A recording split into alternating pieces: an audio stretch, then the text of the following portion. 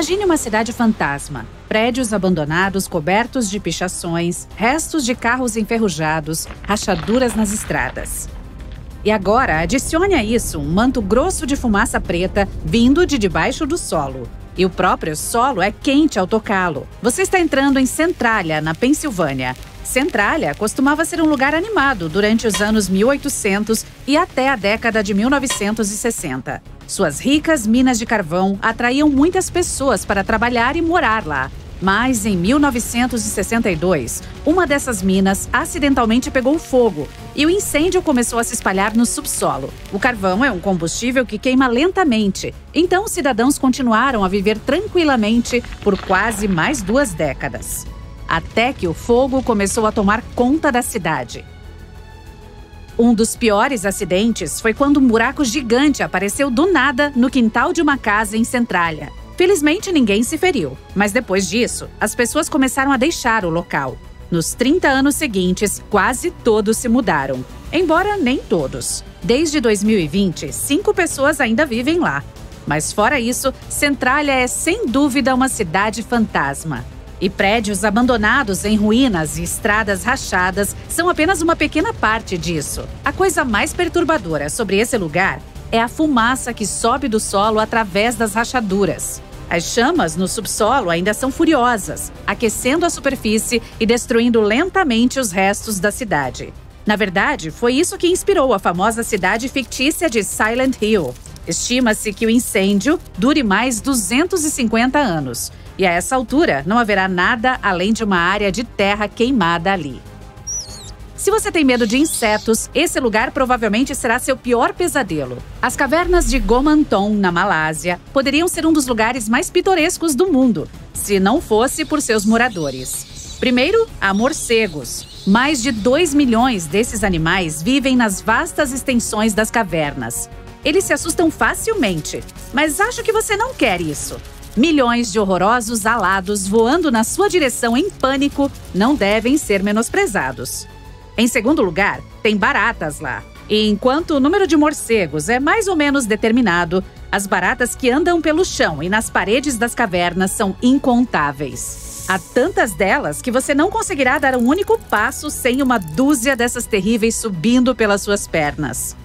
E, finalmente, se você conseguir não gritar com as baratas e despertar hordas de morcegos, poderá ser recompensado com outros maravilhosos moradores das cavernas. Isso inclui cobras, escorpiões e centopeias venenosas gigantes. Encantador! Ainda assim, as grutas são abertas ao público e muitas pessoas visitam este local. Bem no meio do nada, na imensidão do deserto de Karakum, na Ásia Central, há um grande buraco no chão que queima para sempre. Ele se chama Cratera de Gás de Darvaza e é um poço real, amplo e profundo que está em chamas há mais de meio século. Os habitantes locais o chamam de Porta do Inferno e a vista é realmente assustadora. Não há como extinguir as chamas e os cientistas acreditam que a cratera continuará queimando por séculos a fio. O poço aparentemente apareceu em 1971, quando um grupo de engenheiros explorou a área e pensou ter encontrado uma reserva de petróleo. No entanto, era um bolsão de gás natural, e quando a plataforma de perfuração começou a trabalhar no local, o solo desabou. Os engenheiros temiam que o gás venenoso pudesse colocar em perigo as cidades vizinhas, então acharam melhor incendiá-lo e deixá-lo queimar por algumas semanas. Mas, como podemos ver, o fogo ainda está forte. Desde então, a cratera se tornou uma atração turística popular. Apesar disso, ainda representa algum perigo. Então, esforços estão sendo feitos para finalmente extinguir a Porta do Inferno. Imagine ver uma cobra insanamente venenosa ao lado do seu pé. Aterrorizante o suficiente, hein? Agora, multiplique essa experiência por alguns milhares de vezes. E não importa onde você tente correr, há cobras semelhantes por toda parte. Essa é a Ilha das Cobras, e o nome não poderia descrevê-la melhor. A ilha está localizada não muito longe da costa do Brasil e é o lar de milhares de jararacas ilhoa. Cerca de 11 mil anos atrás, o nível do mar subiu e separou a ilha do continente, e muitas jararacas ficaram presas nela. Suas irmãs do continente também são venenosas, mas não tanto.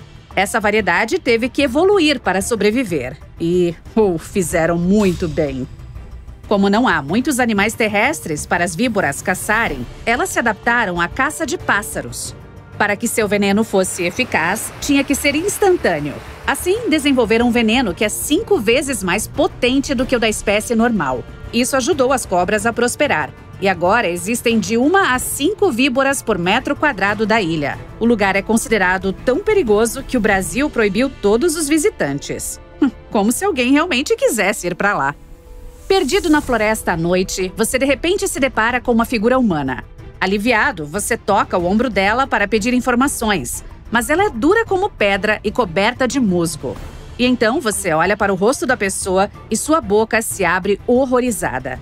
Aquilo é tudo menos humano. Meu conselho seria não passear pelo sudeste da Finlândia à noite se você não quiser ter uma experiência chocante. Pois é aqui que um renomado escultor finlandês fez seu misterioso jardim de esculturas em seu próprio quintal.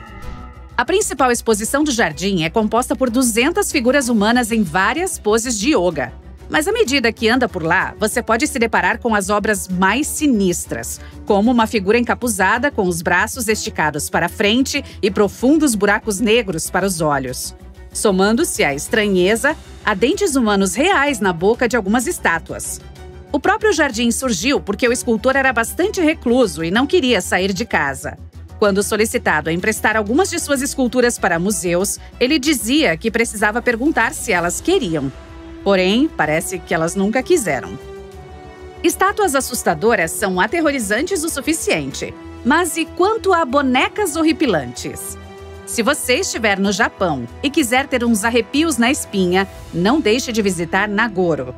É um pequeno vilarejo no sul do país. Passando por suas casas e quintais, você verá aldeões sentados em varandas ou cuidando de seus jardins. Nada de especial, até você perceber que eles não estão se movendo. E nunca irão, pois são bonecos em tamanho real. Uma das moradoras locais voltou para sua cidade natal em 2002 e tinha como hobby fazer espantalhos para jardins e campos. Mas então isso passou de uma coisa prática para uma espécie de trabalho memorial. Sempre que algum de seus vizinhos ia embora da aldeia ou morria, ela fazia uma boneca em tamanho real com a imagem da pessoa, relembrando algo que essa pessoa fazia de verdade.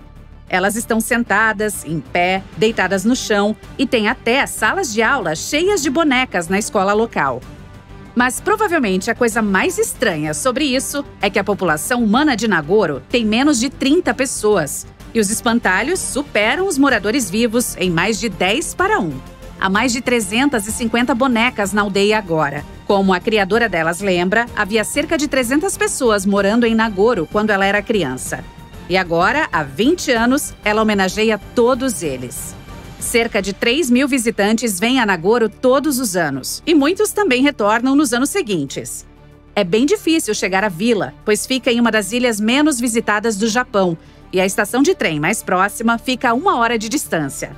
Mas isso não impede os turistas que querem ver os espantalhos maravilhosamente assustadores com seus próprios olhos.